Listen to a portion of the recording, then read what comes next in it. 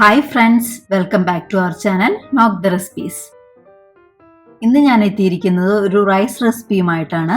Curd rice അഥവാ തൈര് സാദം. അപ്പോൾ വളരെ സ്വാദിഷ്ടവും ഒപ്പം ഹെൽത്തിയുമായ കേർഡ് റൈസ് വളരെ എളുപ്പത്തിൽ എങ്ങനെ തയ്യാറാക്കാമെന്നാണ് ഇന്നത്തെ വീഡിയോയിൽ നമ്മൾ കാണാൻ പോകുന്നത്. ഇൻഗ്രീഡിയൻസിന് മുന്നേ നമ്മുടെ ചാനലും വീഡിയോസും ഒക്കെ ഇഷ്ടപ്പെടുകയാണെങ്കിൽ സബ്സ്ക്രൈബ് ചെയ്ത് ചാനൽ സപ്പോർട്ട് ചെയ്യാനും ഒപ്പം വീഡിയോ മുഴുവൻ കണ്ട് ഇഷ്ടമാവുകയാണെങ്കിൽ ഒരു ലൈക്ക് കൂടി തരാനും മറക്കല്ലേ. ഇൻഗ്രീഡിയൻസ് ഇതൊക്കെയാണ്. കുക്ക് ചെയ്ത് വെച്ച ബസ്മതി റൈസ് 2 കപ്പ്. അത്യാവശ്യം നന്നായി തന്നെ അരി നമുക്ക് വേവിച്ചെടുക്കണം. കാരണം നമുക്കിത് തൈരുമായി നന്നായി മിക്സ് ചെയ്തെടുക്കേണ്ടതാണ്. അപ്പോൾ അരിക്ക് വേവ് കുറവായി പോയാൽ നമ്മുടെ കേർഡ് റൈസ് ഒട്ടും നന്നാവില്ല. ബസ്മതി റൈസിന് പകരം പൊന്നിയരിയോ അല്ലെങ്കിൽ നാട്ടിൽ റേഷൻ കടയിൽ നിന്നൊക്കെ കിട്ടുന്ന വെള്ളരിയോ ഒക്കെ വെച്ചും കേർഡ് റൈസ് തയ്യാറാക്കാവുന്നതാണ്. എന്റെ അമ്മ റേഷൻ കടയിൽ നിന്ന് കിട്ടുന്ന വെള്ളരി വെച്ച് അടിപൊളിയായി ബിരിയാണി വെക്കാറുണ്ട്. പിന്നെ നമുക്ക് ഇതിലേക്ക് വേണ്ടത് 1.5 കപ്പ് യോഗട്ട്. യോഗട്ടിന് പകരം പുളി കുറവുള്ള തൈരായാലും യൂസ് ചെയ്യാവുന്നതാണ്. വല്ലാതെ പുളിയുള്ള തൈര് യൂസ് ചെയ്യുകയാണെങ്കിൽ കേർഡ് റൈസും പുളി കൂടി കഴിക്കാൻ നന്നാകില്ല. അടുത്തതായി ഞാനിവിടെ ഒരു കഷ്ണം ഇഞ്ചി വളരെ ചെറുതായി അരിഞ്ഞെടുത്ത് വെച്ചിട്ടുണ്ട്. ഇത് ഒരു 1.5 ടീസ്പൂൺ ഉണ്ട്. നിങ്ങൾക്ക് മാങ്ങ ഇഞ്ചി അല്ലെങ്കിൽ മാംഗോ ജിഞ്ചർ അവൈലബിൾ ആണെങ്കിൽ അതായാലും യൂസ് ചെയ്യാവുന്നതാണ്. അപ്പോൾ മാങ്ങ ഇഞ്ചിയുടെ നല്ലൊരു ഫ്ലേവർ കൂടി നമ്മുടെ കേർഡ് റൈസിന് കിട്ടുന്നതാണ്. പിന്നെ 2 എരിവുള്ള പച്ചമുളകും ഒരു ക്യാരറ്റും ഇതുപോലെ നല്ല ഫൈനായി ചോപ്പ് ചെയ്തെടുത്ത് വെച്ചിട്ടുണ്ട്. അടുത്തതായി 2 വറ്റൽമുളക്, ഒരു തണ്ട് വേപ്പില, 1 ടീസ്പൂൺ കടുക്, 4 ടീസ്പൂൺ ഉറുദുദാലിന്റെ സ്പ്ലിറ്റ് ആണ് ഞാൻ ഇവിടെ യൂസ് ചെയ്തിരിക്കുന്നത്. നല്ലെണ്ണ അല്ലെങ്കിൽ സെസ്മി ഓയിൽ എന്നിവ സീസണിങ്ങിന് വേണ്ടിയും എടുത്തു വെച്ചിട്ടുണ്ട്. പിന്നെ ആവശ്യത്തിന് ഉപ്പ്, കായംപൊടി, ഒരു പിടി മല്ലിയില ചോപ്പ് ചെയ്തതും കൂടിയാണ് നമ്മൾ ഇവിടെ എടുത്തു വെച്ചിരിക്കുന്നത്.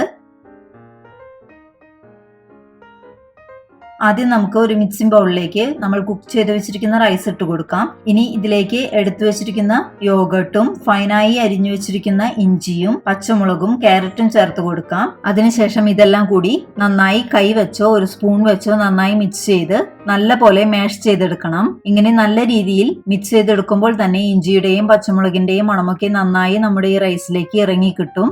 ഇനി ഇതിലേക്ക് ഒരു 1/4 ടീസ്പൂൺ ഉപ്പ് കൂടി ചേർത്ത് നല്ല രീതിയിൽ തന്നെ നമുക്കൊന്ന് മിക്സ് ചെയ്തെടുക്കാം.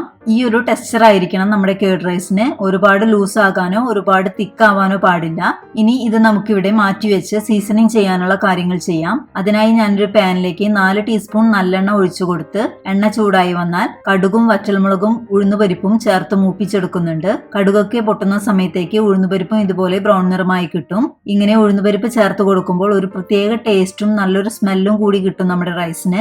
ഒപ്പം റൈസ് കഴിക്കുമ്പോൾ ഈ ഉഴുന്നുപരിപ്പ് കടിക്കാൻ കിട്ടുന്നതും ഒരു പ്രത്യേക ടേസ്റ്റ് തന്നെയാണ്. ഇനി സ്റ്റവ് ഓഫ് ചെയ്ത ശേഷം ഇതിലേക്ക് നമുക്ക് 2 നുള്ള് കായത്തിന്റെ പൊടിയും വേപ്പിലയും ഇട്ടുകൊടുത്ത് ഒന്ന് മിക്സ് ചെയ്തെടുക്കണം. ഇങ്ങനെ കായത്തിന്റെ പൊടി കൂടി ചേർത്ത് കൊടുക്കുമ്പോൾ ഒരു സ്പെഷ്യൽ ഫ്ലേവർ കൂടി കിട്ടും നമ്മുടെ റൈസിന്. കായത്തിന്റെ പൊടി ചേർക്കുകയാണെങ്കിൽ 2 നുള്ള് മാത്രമേ ചേർത്ത് കൊടുക്കാൻ പാടുള്ളൂ. കൂടി പോവാതിരിക്കാൻ പ്രത്യേകം ശ്രദ്ധിക്കണം. ഇനി ഇത് ചൂടാറാനായി മാറ്റിവെക്കാം.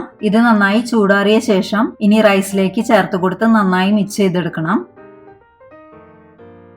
ഇനി ഞാൻ ഈ റൈസ് ഒരു സെർവിംഗ് ബൗളിലേക്ക് മാറ്റുന്നുണ്ട്. ഇനി ഞാൻ ഇതിലേക്ക് നമ്മുടെ ചോപ്പ് ചെയ്ത് വെച്ച മല്ലിയിലയും 3 ടേബിൾ സ്പൂൺ പോമഗ്രാനൈറ്റ് സീഡും കൂടി വെച്ച് ഗാർണിഷ് ചെയ്ത് കൊടുക്കുന്നുണ്ട്. റൈസ് സെർവ് ചെയ്യുന്ന സമയത്ത് മല്ലിയിലയും പോമഗ്രാനൈറ്റ് സീഡും കൂടി റൈസിന്റെ ഒപ്പം നന്നായി ഒന്ന് മിക്സ് ചെയ്ത് കൊടുത്ത് സെർവ് ചെയ്യാവുന്നതാണ്. ഇങ്ങനെ പോമഗ്രാനൈറ്റ് സീഡ്സ് ചേർത്ത് കൊടുക്കുമ്പോൾ നമ്മുടെ റൈസ് നല്ല കളർഫുൾ ആയി കുട്ടികൾക്കൊക്കെ കഴിക്കാനും ഇഷ്ടമാകും. ഒപ്പം റൈസ് കുറച്ചുകൂടി ഹെൽത്തിയുമാകും. ഇതിന്റെ ക്രഞ്ചി ഇഫക്റ്റും ചെറിയൊരു മധുരവും ഒക്കെ ആകുമ്പോൾ നമ്മുടെ റൈസിന്റെ ടേസ്റ്റും ഒരു വേറെ ലെവൽ തന്നെയാകും. അങ്ങനെ വളരെ എളുപ്പത്തിൽ തയ്യാറാക്കാവുന്ന ഒരു അടിപൊളി കേർഡ് റൈസ് ഇവിടെ റെഡി ആയിട്ടുണ്ട്. ഈ റൈസ് വെറുതെ തന്നെ കഴിക്കാൻ നല്ല ടേസ്റ്റ് ആണ്. ഒപ്പം ഒരു പപ്പടം കൂടി ആയാൽ സംഭവം ഉഷാറാണ് കേട്ടോ. ചിലരൊക്കെ ഇതിലേക്ക് കുറച്ച് തിളപ്പിച്ചാറിയ പാൽ കൂടി ചേർത്ത് കൊടുക്കുന്നത് കണ്ടിട്ടുണ്ട്.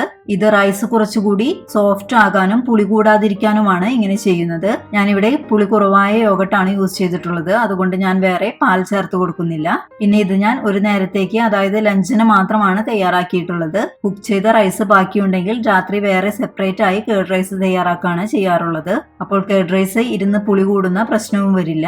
കുട്ടികൾക്കൊക്കെ സ്കൂളിലേക്ക് ലഞ്ച് ബോക്സിൽ കൊടുത്തുവിടാൻ പറ്റിയ ഒരു സൂപ്പർ ഐറ്റം ആണിത്.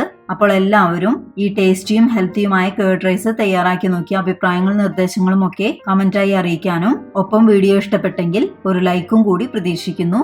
എല്ലാ അമ്മമാർക്കും അധികം അധ്വാനമില്ലാതെ തയ്യാറാക്കാൻ പറ്റുന്ന ഈ റൈസ് റെസിപ്പി അറിയാവുന്നവർക്കൊക്കെ ഷെയർ ചെയ്ത് കൊടുക്കാനും മറക്കല്ലേ. എന്നാൽ മറ്റൊരു അടിപൊളി റെസിപ്പിയുമായി വരുന്നവരെ bye, take care, stay healthy and be happy. Thank U.